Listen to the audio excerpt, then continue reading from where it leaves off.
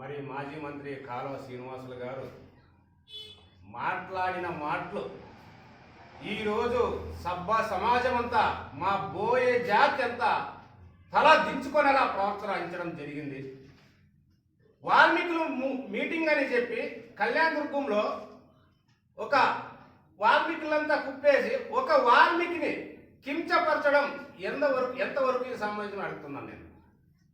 ఆయన ఎంపీగా ఉండి మాజీ మంత్రిగా ఉండి ఏ రోజైనా ఏమన్నా కూడా వాల్మీకులకి ఏమన్నా చేశాడా? ఈరోజు మా రంగయ్య సారు ఈ జిల్లాకైతేనే ఈ నియోజకవర్గానికైతేనే ఎంత డబ్బిచ్చాడు, ఏమేమి అభివృద్ధి పనులు చేశాడో ఒక తూరు చెప్తా.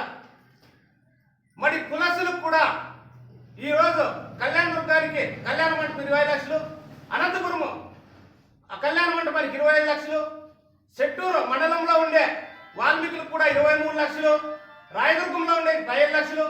మరి బరే కులానికి కూడా ఈ రకంగా ఎంపీ అయిన తర్వాత రంగయ్య సార్ గారు ఇంత కులానికి చేస్తూ మరియు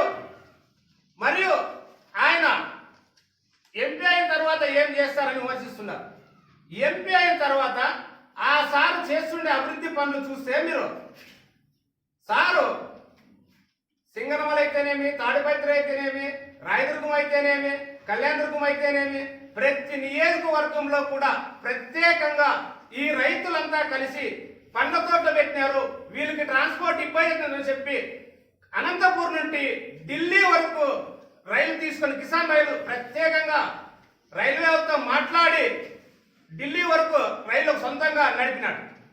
మరియు అంతేకాకుండా మరి రత్నగిరి కోట 2014లో టీడీపీ గవర్నమెంట్ వచ్చినప్పుడు అది రాజులు పరిపాలించి బోయలు పరిపాలించిన రత్నగిరి కోటను మరి మా రంగయ్య సార్ వచ్చి సెంట్రల్తో పోయి మాట్లాడి దాన్ని మరలా బోయలకు ఇప్పించి మడకసిర కాన్స్టిట్యున్సీలోన మరి బోయలకు ఆయన సేవ చేశాడు. ఆయన గురించి ఈ రోజు ఈ నీచమైన కాలువ శ్రీనివాసరావు మాట్లాడుతున్నాడు ఈ విధంగా అంటే ఆయన ఏమి చేయాలో మా కులంలో ఎట్లా పుట్టినాడో మాకు అర్థమే కావడం లేదు. ఆయన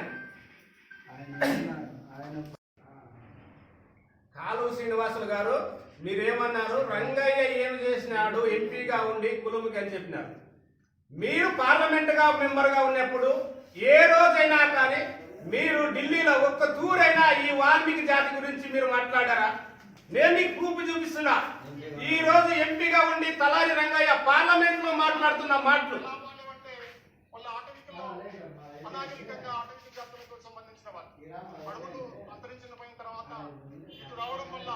గిరిజన తెగలుగా ఉండడం ఉన్న వాళ్ళని రకరకాల పద్ధతులుగా వివిధ పద్ధతుల్లో వాళ్ళని ఇబ్బందులు పెడుతూ వచ్చారు. ఈ దేశంలో చాలా సమస్యలకి ఈ ప్రభుత్వం పరిష్కారం చూపించింది.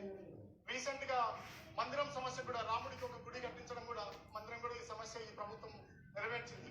కానీ రాముడు దేవుడైనాడంటే దానికి కారణము వాల్మీకి రామాయణం రాయడం వల్లనే